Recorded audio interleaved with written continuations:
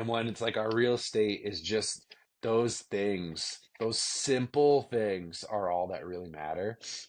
And I find that kind of refreshing to think about. Yeah, it's one of those things where we go through our lives moment to moment so worried about everything. I do. Like, what am I going to do in this case? I have to figure this problem out. And then you figure out, like, let's say I got a diagnosis that said I got 10 days to live. Like, would I care about any of that stuff anymore? Of Hmm. course not. Hmm. Right?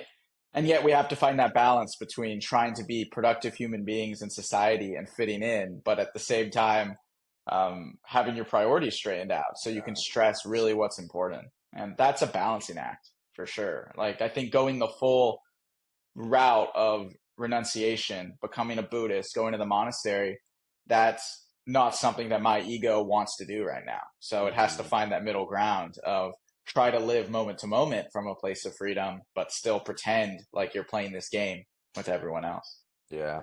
I know. I mean, it's hard to square because you could even make an argument that like going the full Buddhist route and separating yourself from the world is like in a way it's like running away from the problem in a way. Like I know you're devoting yourself more and you're creating a whole new set of challenges, of course, but it's like, well, I am like uh obsessed with status or I am obsessed with achievement or things like that.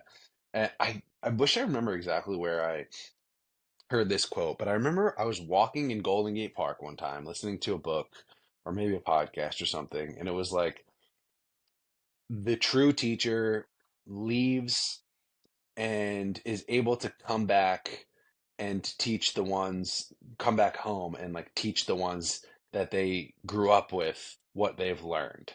And I don't know if that connects directly here, but my point though is that it's like you go out into the world and I don't think I'm actually going to be able to square these two together. But what I'm trying to say here is that I think there's something to be said. I don't know.